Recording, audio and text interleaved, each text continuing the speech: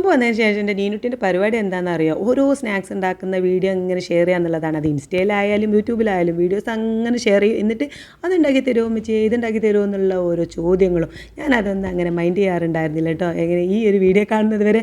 അപ്പോൾ നമ്മുടെ സമൂസ ഷീറ്റ് വെച്ചിട്ടുള്ള ഒരു ചട്ടിപ്പത്തിരി കണ്ടപ്പോൾ എനിക്ക് തോന്നി ജസ്റ്റ് ഒന്ന് അതുണ്ടാക്കി നോക്കിയാലോ എന്ന്. കാരണം നമ്മുടെ കയ്യിൽ സമൂസ ഷീറ്റ് ഉണ്ടല്ലോ, അപ്പോൾ എന്തായാലും ഒന്ന് ട്രൈ ചെയ്ത് നോക്കാമെന്ന് കരുതി ഞാനിതാ ഉള്ളിയൊക്കെ കുരുങ്ങുന അരിഞ്ഞ് വെക്കുന്നുണ്ട്. എല്ലാവർക്കും ഈ ഒരു ഉള്ളി സംഭവം വേണമല്ലോ. പിന്നെ ഞാൻ പൊട്ടാറ്റോ പുഴുങ്ങാൻ വെച്ചിട്ടുണ്ട്. പക്ഷേ ഈ വീഡിയോയിലൊന്നും പൊട്ടാറ്റോ ഇല്ല കേട്ടോ സംഭവം. അതിൽ ചിക്കൻ മാത്രമാണ് കൂടുതലുള്ളത്. പക്ഷേ നമ്മുടെ ചിക്കൻ കുറവായതുകൊണ്ട് ഞാൻ ഒരു പൊട്ടാറ്റോ എടുത്ത് വെച്ചിട്ട് ഇന്ന് തന്നെ ഉണ്ടാക്കണം എന്നുള്ളൊരു വാശിക്കാണ്. അത് നാളൊക്കെ വെയിറ്റ് ചെയ്യുകയാണെങ്കിൽ നമുക്ക് ചിക്കനൊക്കെ വാങ്ങിയിട്ട് ഉണ്ടാക്കാം. പക്ഷേ ഇന്ന് തന്നെ ഉണ്ടാക്കാം എന്നുള്ള തോന്നലുകൊണ്ട് ഞാൻ എന്ത് ചെയ്തു, പൊട്ടാറ്റോ വെച്ചിട്ട് ഉണ്ടാക്കിയിട്ട് കുറച്ച് ഒന്നെടുത്ത് എന്നിട്ട് നമ്മൾ ഉള്ളിയൊക്കെ വാട്ടി അതിൽ പിന്നെ കുറച്ച് ചിക്കൻ ഉണ്ടായിരുന്നു, അതൊരു അടുപ്പത്ത് വെച്ചിട്ട് പൊരിച്ചെടുക്കുന്നുണ്ട്.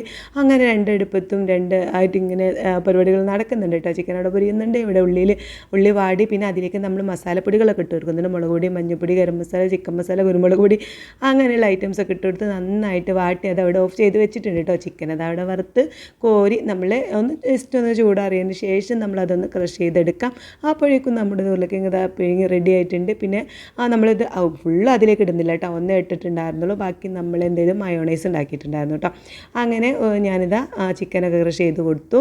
പൊട്ടറ്റോ പിങ്ങിയതും എടുത്ത് നീനുട്ടിൻ്റെ കയ്യിൽ ഏൽപ്പിച്ചിട്ടുണ്ട്. അവളിതാ ഓരോന്നോരോന്നായി തൊലിയൊക്കെ തൊലിച്ചിതാ കുത്തി ഒടിച്ച് ആ ചിക്കനും ഉരുളക്കിഴങ്ങും ഒക്കെ ഒന്നായിട്ട് മിക്സ് ചെയ്ത് സെറ്റാക്കി വെച്ചിട്ടുണ്ട്. ഇനിയാണ് നമുക്ക് ആ ഷീറ്റൊക്കെ വെച്ചിട്ട് അടിപൊളിയാക്കി ഒന്ന് എടുക്കണം. അപ്പോൾ ആ വീഡിയോയിൽ കണ്ട പോലെയാണ് ഉണ്ടാക്കുന്നത് കേട്ടോ, എനിക്കറിയില്ല, എന്നാലും നമ്മളൊന്ന് ഉണ്ടാക്കി നോക്കണമല്ലോ. അങ്ങനെ ഞാൻ 4 മുട്ട എടുത്തിട്ടുണ്ട്. അതിലേക്ക് ഇച്ചിരി പാലും ഇച്ചിരി കുരുമുളക് പൊടി ഇച്ചിരി ഉപ്പ് ഇട്ടിട്ട് നന്നായിട്ട് മിക്സ് ചെയ്ത് വെച്ചിട്ടുണ്ട് കേട്ടോ. അപ്പോൾ ഇതിൽ മുക്കിയിട്ടാണ് ആ ഷീറ്റ് അതിലേക്ക് ഇടുന്നത് ഞാൻ കണ്ടത് കേട്ടോ. അങ്ങനെ ഇതിൽ ഓരോ ഷീറ്റ് മുക്കിയിട്ട് നമുക്ക് ഈ ഒരു ചട്ടി എടുക്കണം. പക്ഷേ എൻ്റെ ഒരു പ്രശ്നം എന്താ വെച്ചാൽ ഈ ഒരു ചട്ടി അതിന് പറ്റിയതല്ലായിരുന്നു. നല്ല കട്ടിയുള്ള ചട്ടി എടുക്കുന്നതായിരുന്നു നല്ലത് കേട്ടോ. അതിൻ്റെ ഒരു പൊട്ടത്തരമായി പോയി ചെറുതായിട്ടൊന്ന് അടി പിടിച്ചിട്ടുണ്ടായിരുന്നു കേട്ടോ. എന്നാൽ കഴിക്കാൻ കുഴപ്പമൊന്നുമില്ല. അങ്ങനെ ഞാനിത് എണ്ണയൊക്കെ നന്നായിട്ട് ബട്ടറും തേക്കാം, ഞാൻ ഓയിലാണ് എടുത്തിട്ടുള്ളത് കേട്ടോ. അങ്ങനെ ചട്ടിയിൽ ചുറ്റുഭാഗം ഓയിൽ തേച്ച് ഓരോരോ ഷീറ്റ് ആദ്യം വെച്ചു. അതിന് മേലെ നമ്മുടെ ബീഫ് ആ ഒരു മസാല മിക്സ് ഇങ്ങനെ ഫില്ല് ചെയ്ത് കൊടുത്തു. പിന്നെ അതിൻ്റെ മേലെ വീണ്ടും ഷീറ്റ് മുട്ടയിൽ മുക്കിയിട്ട് ഇങ്ങനെ വെച്ചു. പിന്നെ അതിൻ്റെ മേലെ മസാല വെച്ചു. പിന്നെ അതിൻ്റെ മേലെ ഷീറ്റ് വെച്ചു. ബാക്കിയുള്ള മുട്ടയൊക്കെ അതിൻ്റെ മുകളിൽ ഒന്നായിട്ട് പാർന്നിട്ടോ.